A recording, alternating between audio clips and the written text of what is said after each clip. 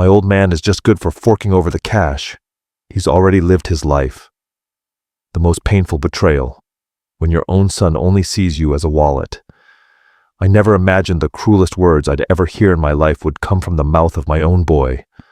I heard them so clearly that even now, months later, they still bounce around in my head like a damn echo that won't quit. My old man is just good for forking over the cash.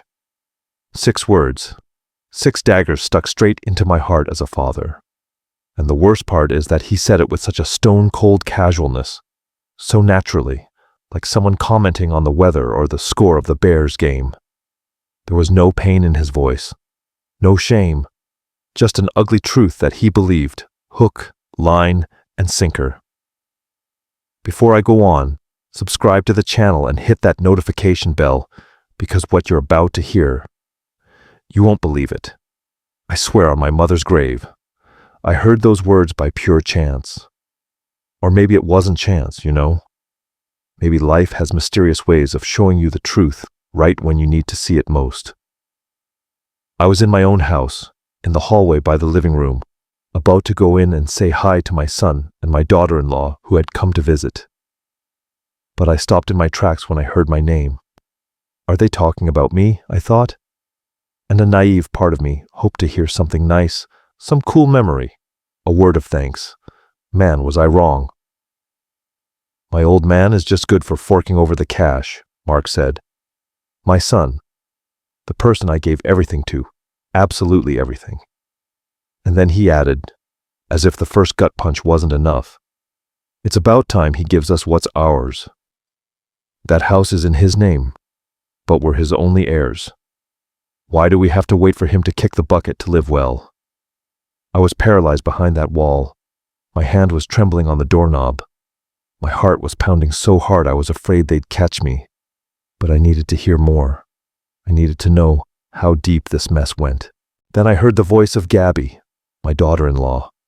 Sweet, manipulative Gabby, whom I had welcomed into my family with open arms 5 years ago. Honey, you're absolutely right. Your dad's getting old. He's 67. What does he need a house this big for?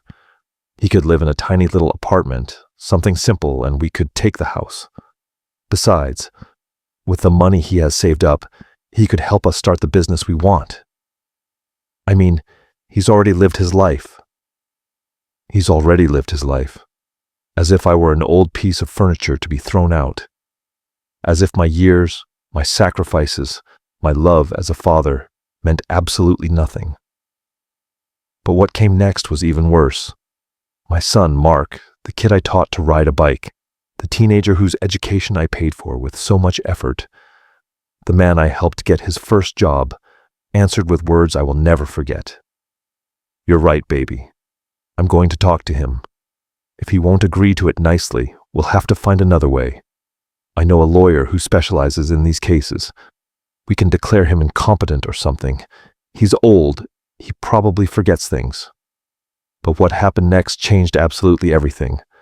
My name is Robert Miller. I'm 67 years old, although many tell me I don't look it.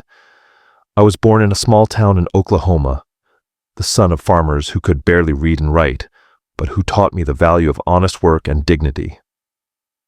From the time I was a kid, I learned that nothing in this life is given to you, that everything is earned with the sweat of your brow and your head held high. At 16, I got to Chicago with a borrowed suitcase and $50 in my pocket. I had no connections, no family here, nothing but my 2 hands and the will to get ahead, man. I got a job as an errand boy at a hardware store. I slept in a small room on the roof that the boss let me use in exchange for watching the business at night. I ate once a day, sometimes twice if I was lucky, but I never gave up. I never begged. I never stole a single nail from that hardware store. Over the years, I learned the trade. I learned about building materials, about how to treat customers. The boss, Mr. Julian, God rest his soul, saw something in me that I didn't even know I had, potential. He gave me more responsibility, made me manager, taught me about suppliers, about profit margins, about how to run a business with integrity. When Mr. Julian got sick, I was practically running the whole show. And when he passed away, to everyone's surprise, including mine, he left me the business in his will. He had no children, and I had been like the son he never had. That's how it all started for me, man, with an unexpected gift from a good man who saw more in me than I saw in myself. I promised him at his grave that I would honor his legacy, and I did, for 40 years. I met my wife, Karen, at a neighborhood party. She was an elementary school teacher, a beautiful woman, not just on the outside, but on the inside. She had a smile that lit up any room, and a heart so big it barely fit in her chest. We got married a year after we met. It was a simple wedding at the local parish with 30 guests and a modest reception, but it was perfect because she was by my side. Karen gave me 2 children. First came Mark, 38 years ago. I remember the day he was born like it was yesterday. I was in the hospital waiting room, pacing back and forth, smoking cigarette after cigarette, praying for everything to go well. When the nurse came out and said, "It's a healthy, beautiful boy," I cried like a baby. I cried with joy, with relief, with pure emotion. 3 years later, Danielle, my princess, arrived. 2 perfect children, a complete family. Karen and I worked tirelessly to give them everything we never had. Mark went to the best schools, had English classes, computer classes, everything he could need to get ahead in life. Danielle studied medicine, her big dream since she was a little girl, and today she's a doctor at a major hospital in the city. I'm so proud of her that sometimes my chest just aches thinking about it. We bought this house 30 years ago. It was bigger than we needed, I admit. But Karen dreamed of having a yard where the kids could play, with a big dining room where we could gather the whole family on Sundays, with enough rooms for each kid to have their own space. We went into debt up to our eyeballs to buy it, but it was worth every sacrifice. Every brick in this house was laid with love. Every window was chosen thinking about the light it would let in. Every tree in the yard was planted with our own hands. Karen passed away 4 years ago. Cancer. Such a small word that holds so much pain. She fought like a warrior for 2 years, with a bravery that left me breathless. She never complained, never lost that smile I loved so much. Until her last day, she told me she loved me. She thanked me for the happy years we had shared. She made me promise I would keep going, that I wouldn't let sadness overcome me. Her death shattered me, man. There are days when I still forget she's gone and make coffee for 2. There are nights when I wake up and reach for her side of the bed, only to find it empty. But I kept going because I promised her, because she knew me better than anyone and knew that if she didn't make me promise, I would have let myself die with her. Mark was present during his mom's illness. He came to the hospital, visited her, brought flowers. He seemed like the perfect son, the loving son. He met Gabby right after the funeral. She appeared in his life at a moment of vulnerability, and he clung to her like a drowning man to a life raft. They got married within a year. It seemed too fast to me, but what could I say? He was an adult. He had the right to rebuild his life, and Gabby seemed, well, she seemed like a good person at first. How wrong I was. How blind I've been all this time, man. It was a Saturday in October. I remember it perfectly because it was Karen's birthday, and like every year since her death, I had spent the morning at the cemetery bringing her favorite flowers, yellow roses, talking to her as if she could still hear me. I told her I missed her laugh, that the house felt too big without her, that Sundays didn't taste the same without her cooking. I also told her Mark was coming today, though I didn't mention I hadn't seen him in almost 2 months. I didn't want to worry her, even though she wasn't here to worry anymore. The sky was clear that day, a bright blue that Karen always loved. She used to say that blue skies were a sign that God was in a good mood. I got home around noon, the sun warming my back as I walked through the garden she had tended so lovingly. The rose bushes we planted together were still blooming, though not with the same exuberance as when she cared for them every morning. I went in the front door and the house greeted me with its usual silence. a silence that used to bother me, but which I had gotten used to over the years. I opened the living room windows to let in the fresh air, and the golden October light flooded the space, making the dust motes dance in the air. Everything was clean, tidy. I took it upon myself to keep the house spotless, just as Karen liked it. I went to the kitchen and took out the chicken I had left marinating since the night before. It was Karen's special recipe, the one she made on Sundays when the kids were little. Chicken with herbs, garlic, lemon, and a secret touch of cumin she said she'd learned from her grandmother. Mark had always been a huge fan of that chicken. As a kid, he could eat 3 pieces, no problem. I thought maybe by making his favorite food, we could get back some of that closeness I felt we had lost in recent years. While I cooked, I put on some soft music on the radio, old standards, the kind Karen and I used to dance to in the living room after the kids were asleep. I caught myself humming as I peeled the potatoes, something I hadn't done in a long time. There was a feeling of anticipation in the air, almost happiness. My son was coming to visit. We would eat together. We would talk. It would be like before. I set the table with special care. I took out the white linen tablecloth we only used on important occasions, the one Karen had embroidered by hand during our first year of marriage. I set out the crystal glasses we got as a wedding gift, the ones that had survived 40 years of careful use. I folded the napkins just as Karen had taught me, in perfect triangles.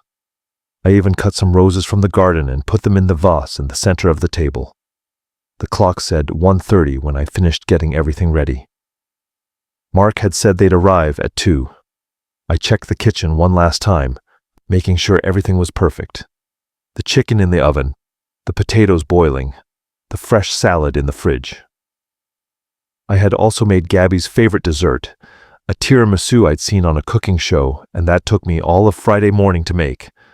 I changed my clothes, putting on a clean shirt, the light blue one Danielle had given me for my last birthday. I combed my hair carefully. I splashed on a little of the aftershave Karen used to say made me smell like a distinguished man. I looked at myself in the hallway mirror and saw a 67-year-old man who still stood up straight. With some wrinkles, yes, with gray hair, yes, but with his dignity intact. At 2 o'clock sharp, the doorbell rang. I was surprised they rang the bell. Mark had keys to the house, he always had, but maybe he'd forgotten them, I thought. I walked to the door, with a smile on my face, my heart racing with the excitement of seeing my boy. I opened the door, and there was Mark, tall, good-looking, dressed in expensive clothes I didn't recognize, a brand-name sweater, pants that looked Italian, shoes that shined like mirrors. Next to him, Gabby in a tight dress, high heels, flawless makeup, and that expensive perfume that filled the entryway as soon as they stepped inside. She was wearing designer sunglasses that she didn't take off until she was inside the house. "Dad," Mark said and gave me a quick, almost mechanical hug. His arms touched me, but they didn't hold me. It was a hug of obligation, not affection. I noticed it immediately, but decided to ignore it. "Son, it's so good to see you," I said, and my voice came out more emotional than I intended. "Gabby, you look lovely." Gabby gave me 2 kisses on the cheeks, but her lips barely brushed my skin. "Hi, Robert. Thanks for having us." Her voice was sweet, but something in it sounded forced, like an actress reciting lines. Come in. I've got everything ready. I made the chicken you love, Mark. Your mom's recipe." I saw something cross Mark's face, something like discomfort, but it disappeared so fast I thought I'd imagined it. They walked into the living room, and I noticed how their eyes scanned the space. It wasn't the look of someone returning to a familiar home. It was the look of someone evaluating, calculating, measuring.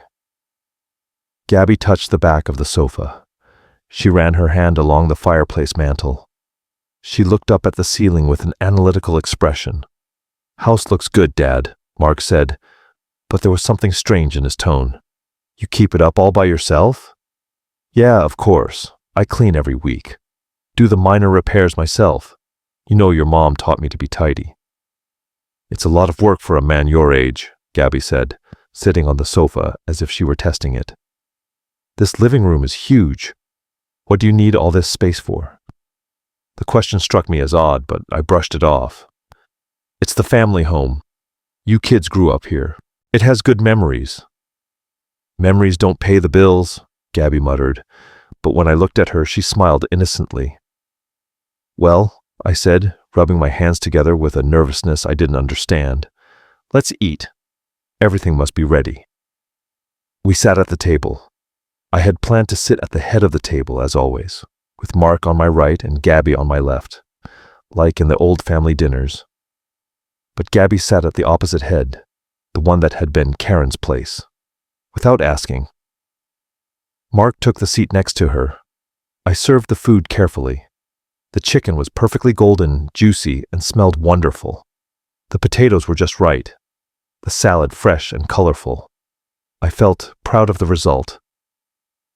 Looks good, Dad, Mark said, but he barely took a bite before pulling out his phone and starting to check messages.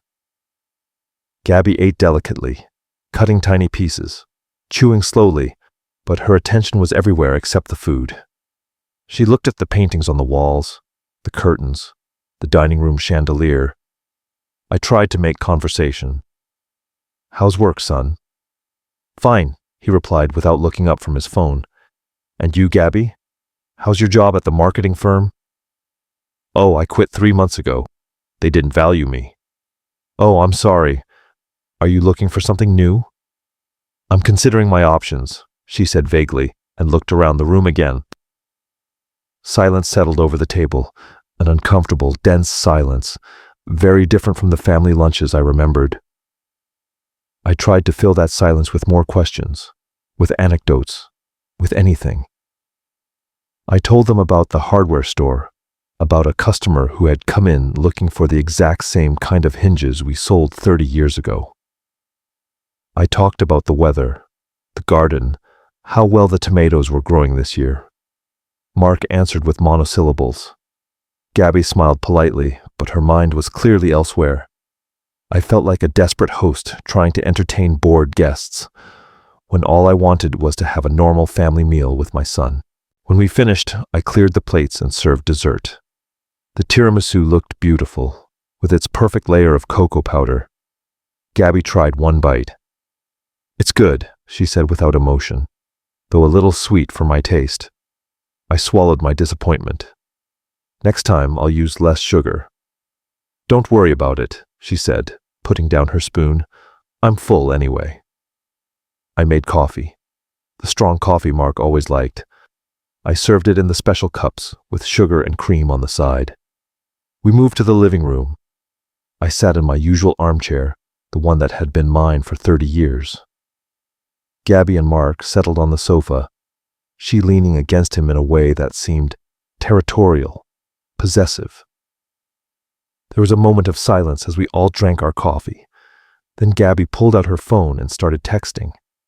Mark pulled out his, too. I just sat there, holding my cup, feeling invisible in my own home. Did you know Danielle called the other day? I said, trying one last time to start a conversation. She's thinking of coming to visit next month. That's nice, Mark said without looking up. She says she's doing great at the hospital. She just published an article in an important medical journal. She always asks about you, Mark. Says she hasn't talked to you in months. That got his attention. He looked up from his phone, but his expression was defensive.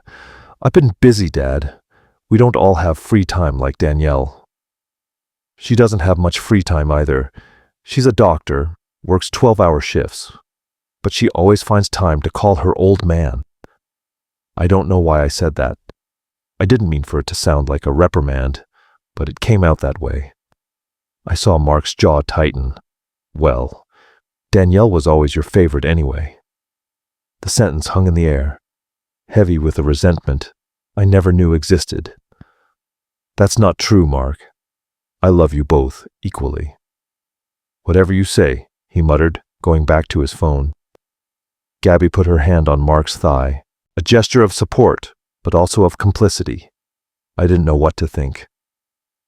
"Well," I said finally, tired of the tension, "I'm going to wash the dishes. You two stay here. Relax." I was washing the cups. I heard their voices in the living room. They were talking in low tones, but the house has a weird acoustic quality that sometimes carries sounds from the living room to the kitchen. I couldn't make out the words, just the murmur of a serious, almost conspiratorial conversation. I finished washing and dried my hands. I thought about going back to the living room, but something stopped me. That instinct you develop over the years. That feeling that something isn't right. I stood in the hallway, near the kitchen door, without making a sound. And then I heard them clearly. They had raised their voices without realizing it. Or maybe they thought I couldn't hear them over the sound of the water. But the water wasn't running anymore, and I could hear every word. And then I heard it. The words that would change my life forever. "My old man is just good for forking over the cash." Mark's voice. My son. Saying those words with a coldness that chilled my blood. I leaned against the hallway wall, feeling my legs tremble. My hand gripped the door frame for support. My heart was pounding so hard in my ears I was afraid they'd hear me from the living room. But I couldn't move. I couldn't make a sound. I needed to hear more. I needed to know if I had heard right. If my ears were betraying me. If this was some nightmare I would wake up from at any moment. "It's about time he gives us what's ours," Mark continued. And in his voice, there was something I had never heard before. Something hard. Something resentful. Something that scared me deeply. That house is in his name. But we're his only heirs. Why do we have to wait for him to kick the bucket to live well? He's 67, almost 70. He's not going to live forever. I closed my eyes, squeezing them tight, as if that could make what I was hearing disappear. But the words kept coming, clear and devastating. "Honey, you're absolutely right." It was Gabby's voice, soft but determined, like poisoned honey. "Your dad's old. He's an old man. What does he need a 4-bedroom, 2-bath house with a huge yard for? He's all alone. It doesn't make sense. He could live perfectly fine in a tiny little apartment. Something simple. One of those studio places. There are plenty of buildings for seniors, with services included. A nurse if he needs one." "Exactly," Mark said, and I could picture him nodding. "And we would take this house. It's perfect for when we have kids. 4 bedrooms. One for us, one for each kid, and a study. The yard for them to play in." "And have you seen what houses in this area are worth?" Gabby replied, and her voice had a barely contained excitement. "I've been researching. Houses on this street are selling for at least $2 million. Some as high as $3 million. With that money, we could start the restaurant we want. Invest. Live well. Really well. 2 million. 3 million. They were talking about my house. The house I bought with Karen. The house where my children were born. As if it were a business transaction. As if the memories had no value. As if the walls didn't hold decades of love. Of laughter, of tears. Of life. "But it's not just the house," Gabby said, and her voice dropped a notch, becoming more conspiratorial. "Your dad worked his whole life, right? He has the hardware store, which must be worth a fortune. He has savings. I know it. I've seen the bank statements he sometimes leaves in his study. He's got at least $1 million in the bank, probably more. He has investments. Your dad is a rich man, Mark, and all that money is just sitting there, unused, while we have to work like dogs to pay a miserable rent." "It's true," Mark sighed. "Sometimes I think about everything he has and what we don't, and it makes me angry. I worked for him at the store when I was a kid, remember? He paid me peanuts. Said it was to teach me the value of money. Meanwhile, he was keeping all the profits. That wasn't true. I paid him a fair wage for his age and experience. And I stopped giving him work when I found out he was showing up late not doing his responsibilities, that customers were complaining about his attitude, but I never threw it in his face. I never humiliated him by telling him I'd fired him. I told him it was better for him to find his own path, to find something he was really passionate about. Your dad is selfish, Gabby said with conviction. I'm sorry to say it, honey, but it's the truth. He's a selfish old man who clings to everything he has as if he's going to take it with him to the other side. And meanwhile, his kids, his own blood, have to suffer. Suffer? The words almost escaped my lips. I wanted to storm into that living room and scream at them. Suffer? You call having a roof over your head, food on your table, a stable job, suffering? Do you know what real suffering is? It's arriving in a city without knowing a soul, with nowhere to sleep, not knowing if you're going to eat tomorrow. That's suffering, man. But I stayed silent, paralyzed, listening. You're right, Mark said. And the worst part is, he's already lived his life. He had his marriage, his family, his younger years. He's already enjoyed everything he was going to enjoy. Now it's our turn. It's our turn to live. He's already lived his life. The words shot through me like a bullet. What did that mean? That at 67, I no longer have the right to live? That I should step aside and wait for death so they can enjoy what I worked for my whole life? The problem is, he's stubborn, Mark continued. My old man is a difficult, sentimental man. He clings to this house like it's a museum. Every piece of furniture has a story. Every painting is a memory. He's not going to want to sell it easily. Then we'll have to convince him, Gabby said. And in her voice, there was a determination that scared me. Or find another way to get what we need. There was a long, heavy silence. And then Mark spoke again, his voice lower, more calculating. You know lawyers, right? From your old job. I know a few, Gabby replied. Why? There must be some legal way to, I don't know, take control of his finances. For his own good, of course. He's old. He forgets things sometimes. I've noticed. He repeats the same stories over and over. The other day, he couldn't remember if he'd turned off the gas stove or not. That was a lie. Mark had only visited once in the last 3 months. And I had an excellent memory. I still managed every aspect of my hardware store. I did the books in my head. I remembered the prices of hundreds of different products. Are you thinking of declaring him incompetent? Gabby asked. And in her voice, there was interest, almost enthusiasm. It's an option, Mark said slowly. If we could prove he can't take care of himself anymore, that his mind is failing, we could get a conservatorship. Then I would take control of everything. The house, the money, the properties, the hardware store. Everything. But your dad looks fine, Gabby objected.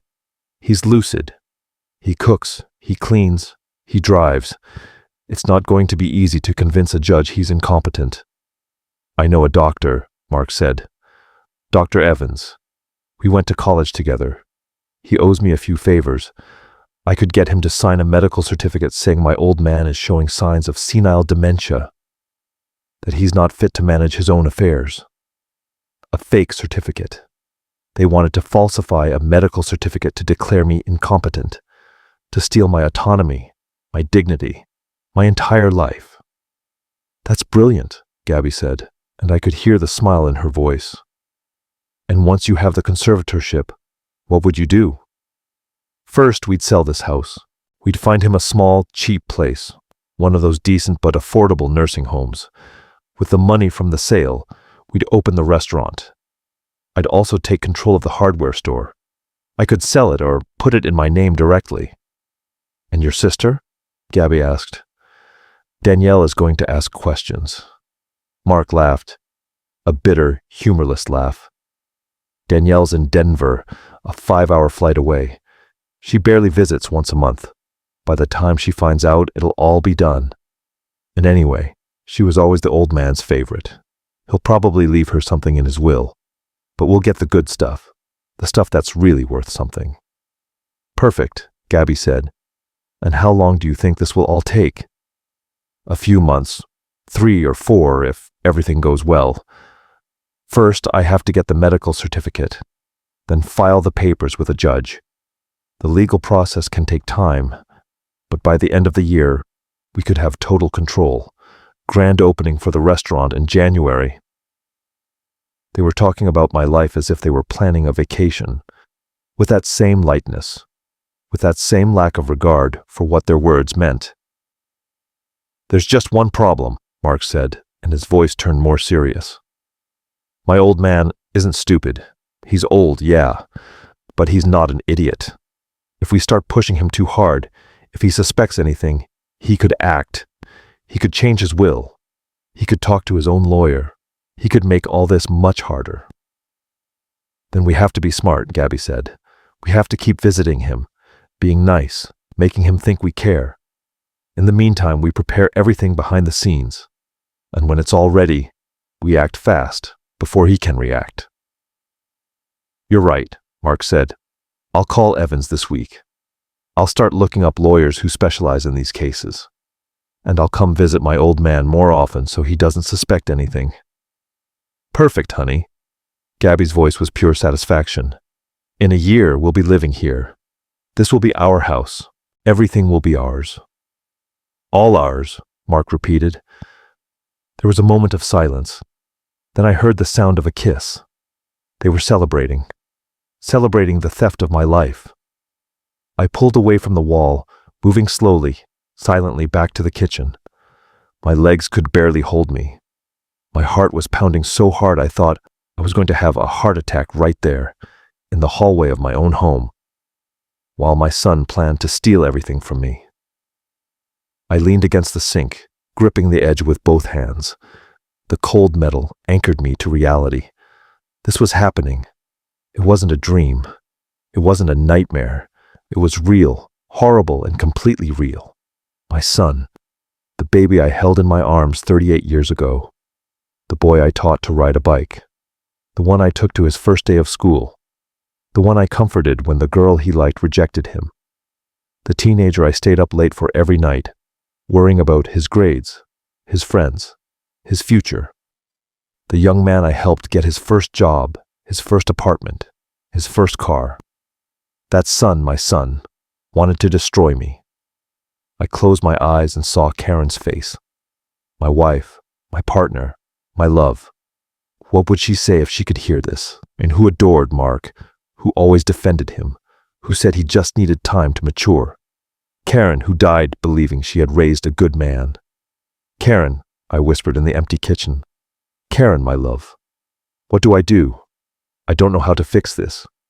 Our son hates me, and I don't know why. I gave him everything. Everything you and I never had.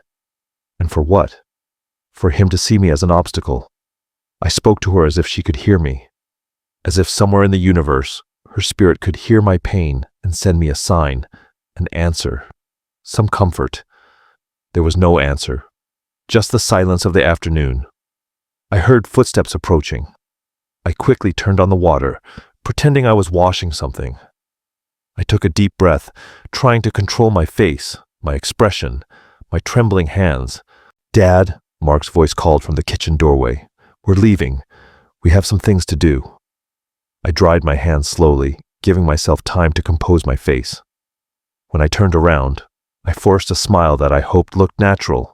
So soon? You just got here. Yeah, sorry. We forgot we had an appointment. The lie rolled off his tongue so easily, as if lying to his old man was the most natural thing in the world. We walked to the front door. Gabby was already there, touching up her makeup in the entryway mirror. When she saw me, she smiled. A sweet, fake smile that I could now see for exactly what it was. Thanks for lunch, Robert. It was delicious. I'm glad you liked it, I said, and my voice sounded strangely normal, as if I hadn't just discovered a monumental betrayal. Mark gave me another one of those quick, empty hugs. See you soon, Dad. I'll call you this week. Sure, son. Anytime. I watched them walk to their car. A new BMW I hadn't seen before. Probably financed up to the hilt, I thought bitterly. They got in. Mark started the engine. Gabby put on her sunglasses. They didn't look back. I stood in the doorway, watching them drive down the street. The roar of the engine faded until it was gone.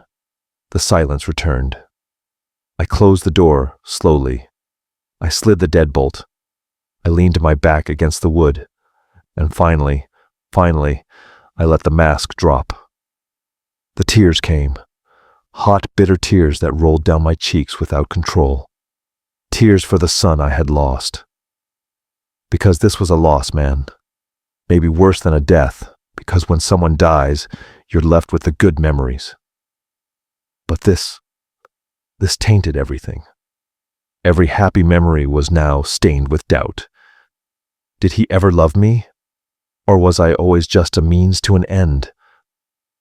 I slid down the door until I was sitting on the floor of the entryway, in my own home, crying like I hadn't cried since the day I buried Karen.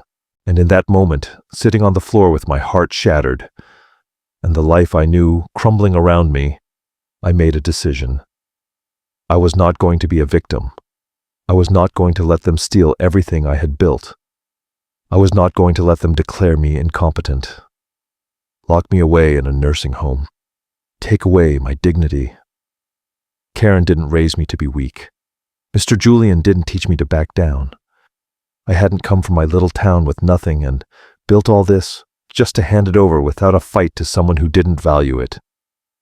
If Mark wanted a war, he would get one, but it would be a war that I would win, because I had something he didn't have: experience and intelligence, and the determination of a man who has lost everything except his dignity and is willing to do whatever it takes to protect what is his.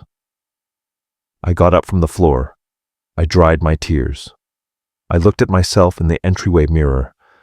I saw a 67-year-old man with red eyes, yes, but also with a new determination in his gaze. This was my house, my money, my life, and no one, not even my own son, was going to take it from me. That night I didn't sleep a single minute. I sat in the living room armchair, the same one Karen used to sit in, knitting while we watched TV together. The house was completely silent, a silence that weighed on me, that suffocated me, that amplified every thought in my head. The photographs on the walls watched me like silent witnesses. Mark at his high school graduation, with that proud smile and crooked cap. Mark on his first day of college, carrying boxes into his dorm. Mark and Gabby on their wedding day, her in white, him in that tux I paid for. Every photograph was now an accusation, a framed lie. I replayed every word of that conversation over and over, like a broken record in my mind. My old man is just good for forking over the cash. The phrase came back, insistent, painful, impossible to silence. I tried to find another meaning, another interpretation. Maybe it was a bad joke. Maybe I had misunderstood. Maybe the context was different. But no matter how I turned it, the truth was clear, crystal clear, devastating. My son wanted me to disappear so he could have all my things. I got up from the armchair around 3 a.m. My knees popped. I walked to the kitchen. I made coffee, even though I knew I didn't need it. That insomnia already had a tight grip on me. But I needed to do something with my hands. Something normal. Something routine that would remind me I was still alive, that this was real. The coffee filled the kitchen with its aroma, an aroma that reminded me of thousands of mornings with Karen. She always said coffee had to be strong, really strong, to face the day. Watery coffee is like a weak promise, she'd say as she brewed it. Useless. I sat at the kitchen table with my mug, the same table where Mark did his homework as a kid, the same table where Danielle studied for her medical exams until the early hours, the same table where Karen and I drank coffee every Sunday while we planned the week. Now I was alone at that table, completely alone. Where had I failed as a father? The question haunted me. It tortured me. I reviewed my entire life in those dark hours. every decision, every moment, every choice I had made as a parent. Was I too generous with Mark? Karen always said I was too soft on him. When he was 8 and broke the neighbor's window with a baseball, I paid for the damage without making him face the neighbor. Karen said I should teach him responsibility, but I thought, he's just a kid. He'll learn. When he was 15 and failed 3 classes because he preferred to hang out with his buddies instead of studying, I hired expensive private tutors to help him.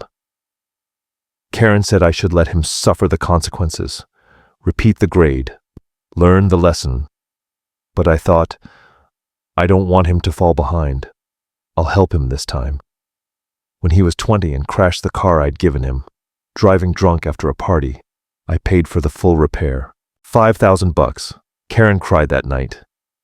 You're spoiling him, she told me. You're teaching him there are no consequences for his actions. But I thought, he's my son. He made a mistake. We all make mistakes. When he was 25 and lost his job for repeatedly being late, I supported him for 6 months. I gave him money for his rent, for his food, for his nights out. I didn't ask him to get a job as a waiter or whatever in the meantime. I didn't ask him to contribute anything. I just said, take your time. Find something you like. When he was 28 and wanted to start an electronics import business with no experience, I invested $50,000. The business went bankrupt in a year. $50,000? Gone. He never paid me back, never offered to, and I never asked for it because I thought, it's an investment in his future. One day he'll be grateful. Every time Karen suggested I be tougher on him, set boundaries, teach him to earn things, I'd say, he's our son. We have to support him. And she would look at me with those wise, worried eyes, and I knew she was right, but I refused to accept it. With Danielle, it was different. I demanded more from her. When she wanted something, she had to earn it. When she failed a math test in middle school, I made her study on her own until she understood. I didn't hire a tutor. When she wanted a car, I told her she had to save up for half, and I would pay the other half. When she studied medicine, I paid the tuition, yes, but she worked part-time at a coffee shop for her personal expenses. Why did I treat my children so differently? The answer shamed me now. Mark was my firstborn, my son, the one who would carry my name. In my head, without even realizing it, I had placed different expectations. I was soft on him because I wanted him to love me. I was stricter with Danielle because I thought women needed to be tough to survive in this world. Man, was I wrong. Danielle, with all the demands I placed on her, grew up strong, independent, successful, and she loved me genuinely. Mark, with all the generosity I gave him, grew up dependent, resentful, and he saw me as a bank. Karen knew. Karen saw it, and I didn't listen to her. I got up from the table and walked to our bedroom. Our bedroom, though now it was just mine. I opened the closet where I still kept Karen's clothes. I hadn't been able to get rid of them. Her scent still lingered faintly on the fabrics. I pulled out her favorite sweater, that blue wool one she always wore on Sundays. I held it to my chest and finally, after 4 years of holding back, of being strong, of moving on like she asked me to, I completely fell apart. I cried, holding that sweater. I cried for Karen. I cried for the son I thought I had, who never existed. I cried for the years of effort and sacrifice that now felt so empty. I cried for the overwhelming loneliness of realizing that I was completely alone in the world. Karen, I said between sobs, Karen, my love, I need you. I don't know what to do. I don't know how to fix this. Our son hates me, and I don't know why.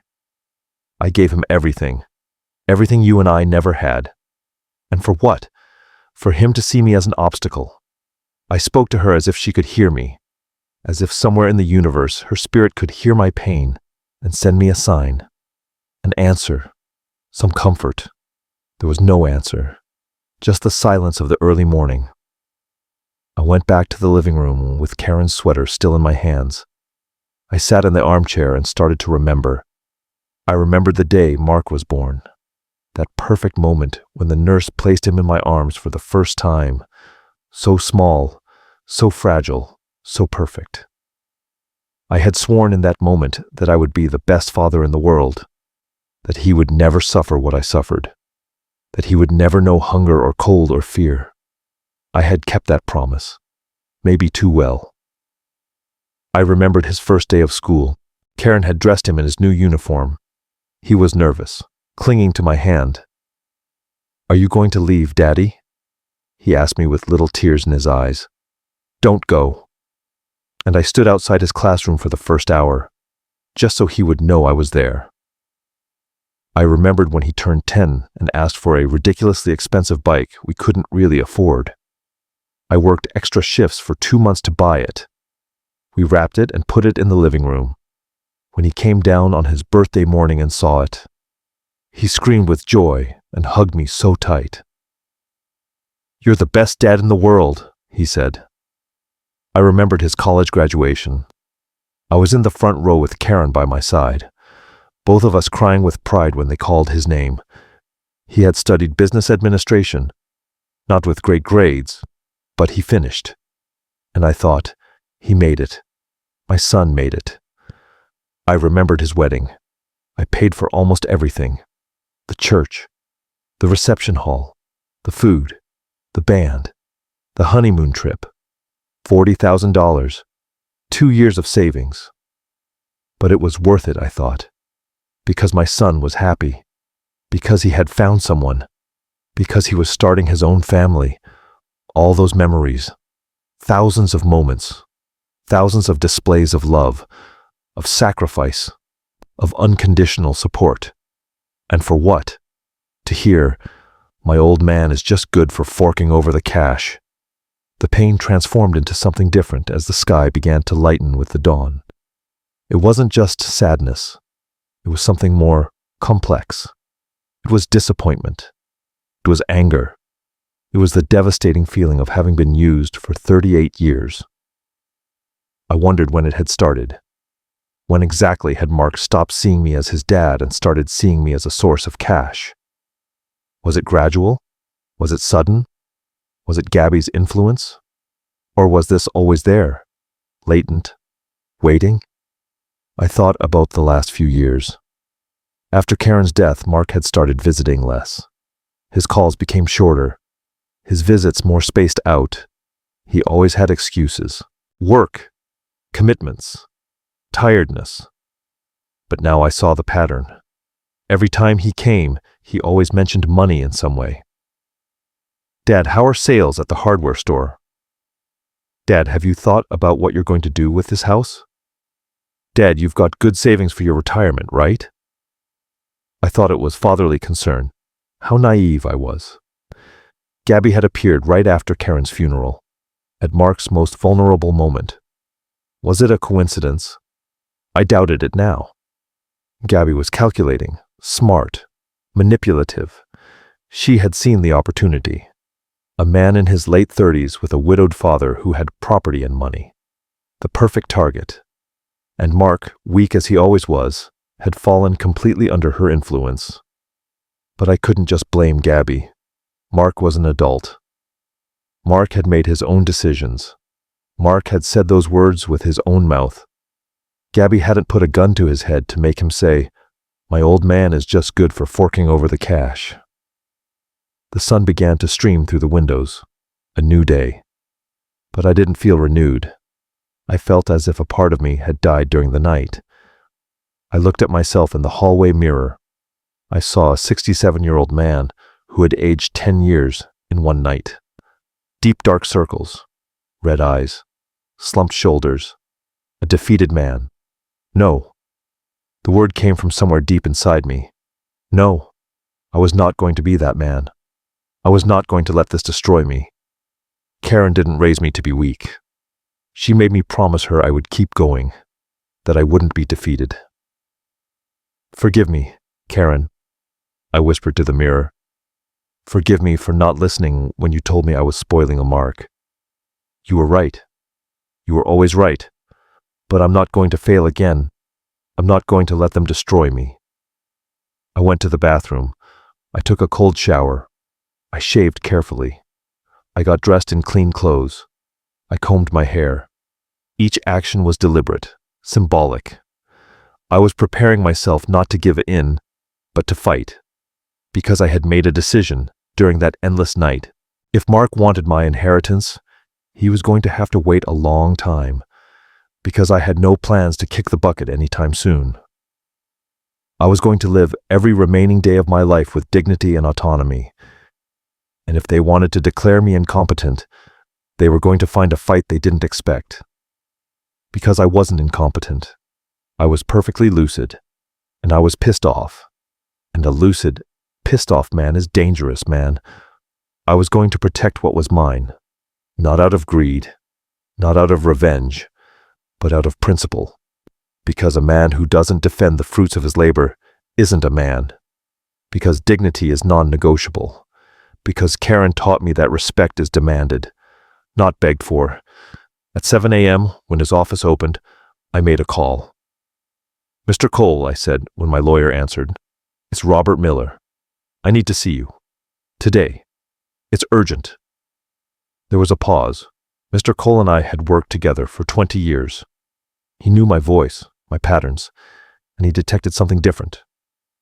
"Robert, are you okay? You sound off." "I'm not okay," I said with brutal honesty, "but I'm going to be. Can you see me at 9? "Of course, 9 it is. My office. Do you want to give me a heads up?" "I'd rather talk in person. But Mr. Cole, I need legal help. Serious, confidential help. About asset protection and mental capacity." Another pause, longer this time. "I understand. I'll see you at 9. And Robert, whatever happened, we'll figure it out." I hung up. I looked at the clock. I had 2 hours before the appointment.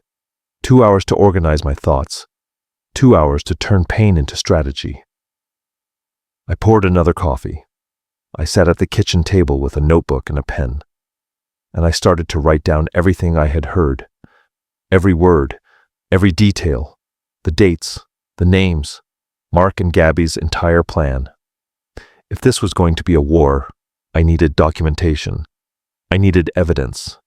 I needed to be prepared. The sadness was still there, deep and painful. It would probably be there for a long time, maybe forever.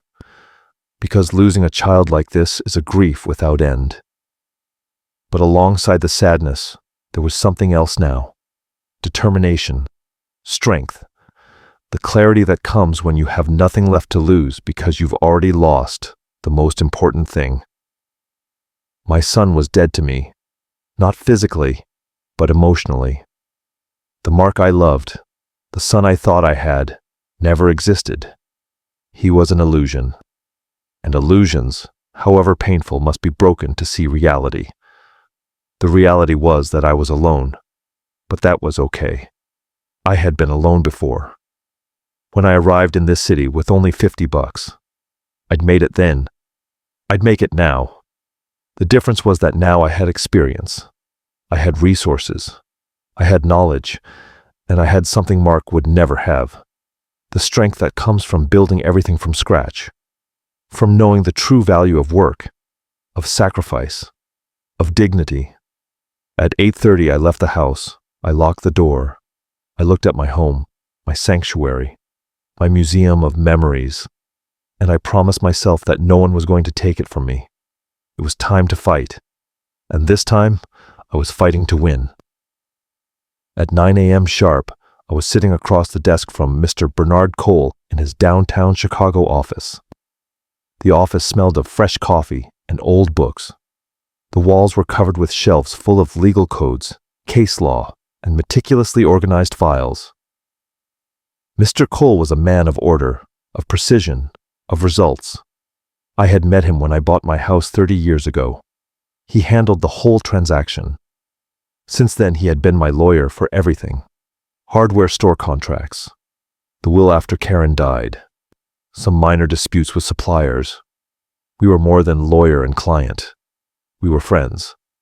Mr. Cole poured me coffee in a porcelain cup. He sat down across from me, taking off his glasses, studying my face with that penetrating gaze he had perfected over a 30-year legal career. "Robert," he said softly, "in the 20 years I've known you, I've never seen you like this. What happened?" The words poured out of me like a river breaking a dam. I told him everything, every detail of the conversation I had overheard, every word from Mark and Gabby, the plans to declare me incompetent, the corrupt doctor, the intention to sell my house, to take my money, to lock me in a cheap nursing home. Mr. Cole listened without interrupting. He took occasional notes in his legal pad. His expression grew more and more serious with every word I spoke. When I finished, there was a long silence. Mr. Cole stood up and walked to the window, looking down at the street. I saw his hands clench into fists. "Sons of—" he started but stopped himself. He turned to me. "Robert, I am profoundly sorry you are going through this. As your lawyer and as your friend, it's one of the most painful things I've ever heard. I need your help, Bernard. I need to protect myself, legally." He sat back down, regaining his professional composure. "We are going to do exactly that. And I'm going to tell you something important you need to hear. What they are planning is not only immoral, it is completely illegal." "Are you sure?" "Absolutely.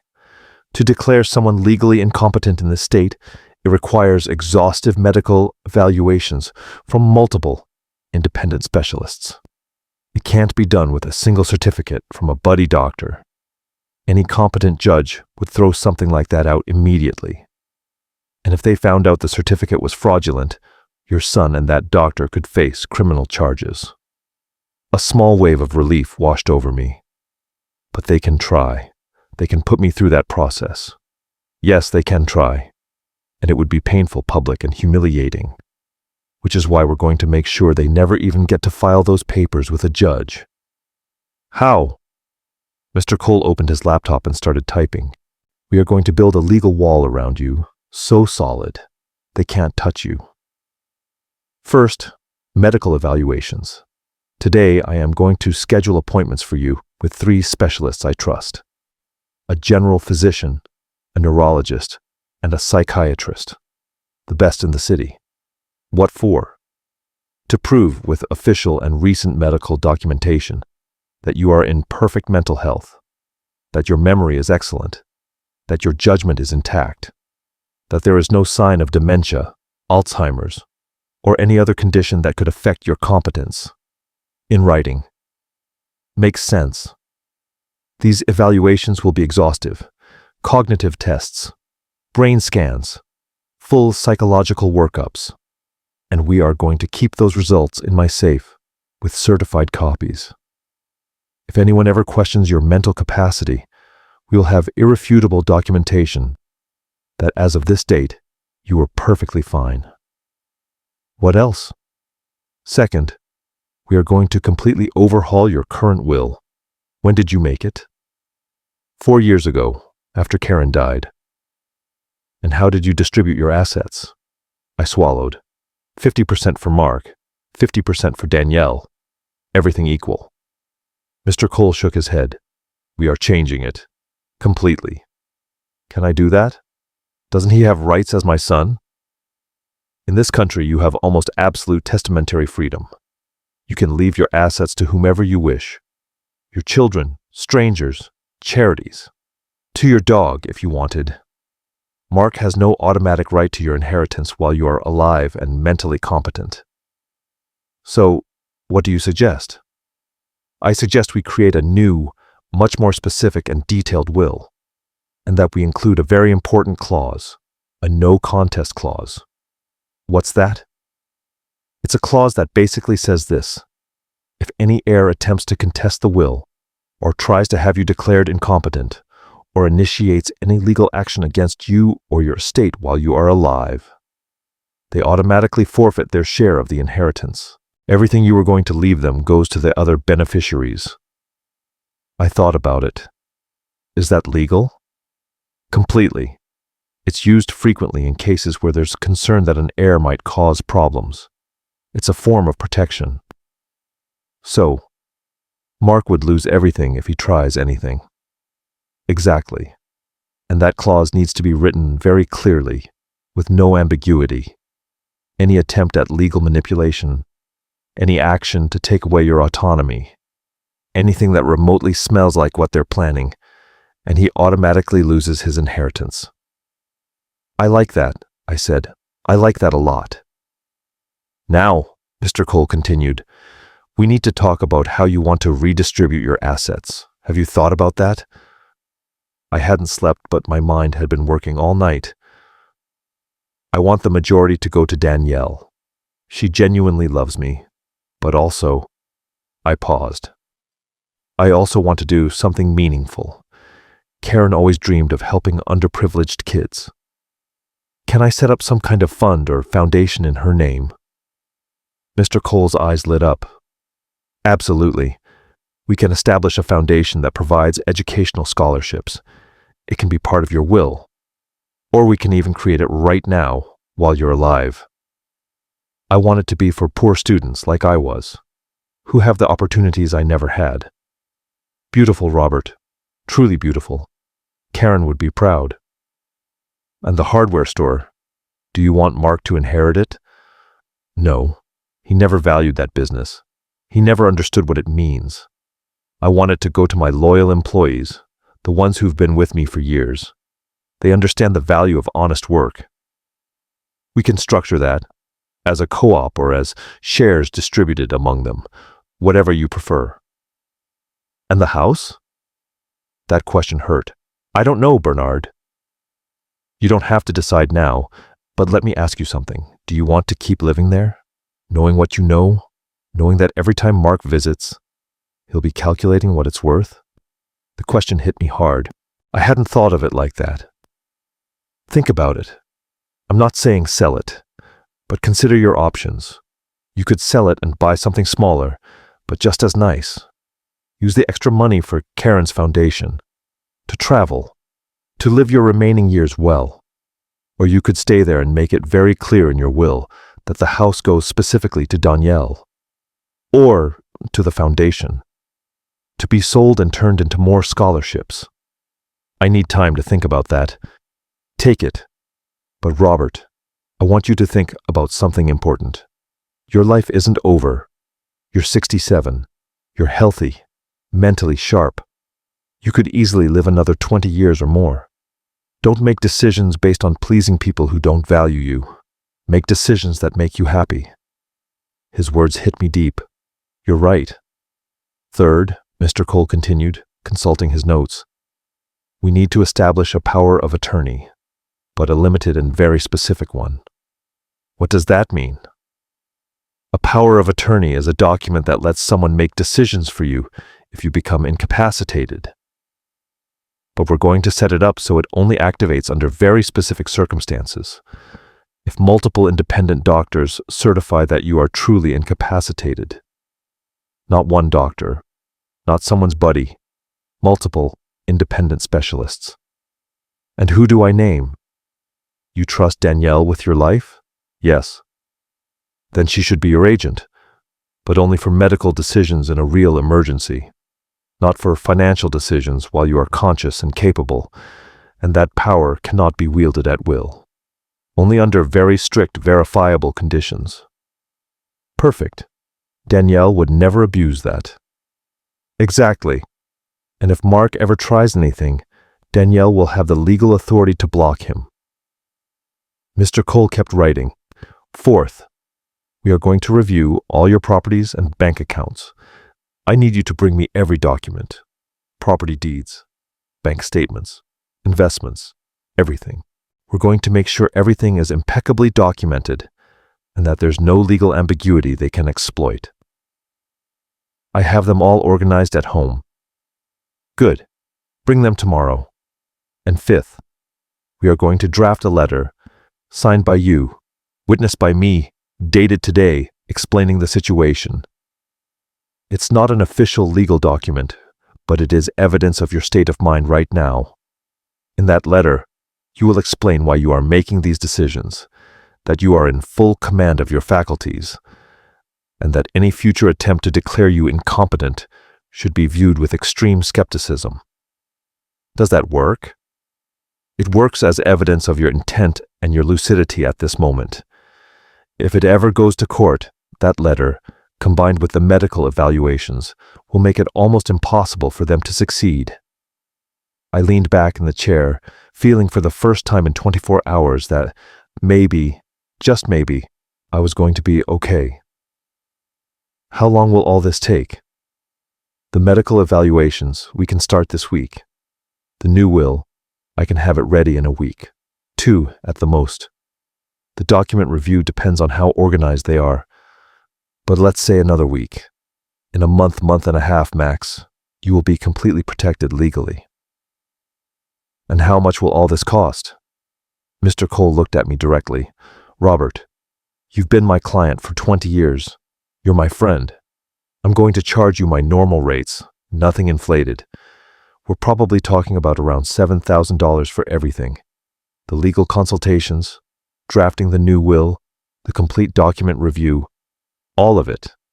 The medical expenses will be separate, but your insurance should cover most of it. $7,000 is reasonable. When do we start? Right now. I'm going to make calls to coordinate your medical appointments. In the meantime, I want you to go home, gather all your financial documents, and start thinking seriously about how you want to live the rest of your life. What do you mean? I mean, this is an opportunity, Robert. A painful one, yes, but an opportunity nonetheless. You are freeing yourself from the obligation of maintaining a fake relationship. You are taking control of your life and your legacy. You can design exactly what you want your future to look like, without worrying about the expectations of people who don't value you. I stood up. I offered him my hand. Thank you, Bernard. You don't know how much this means to me.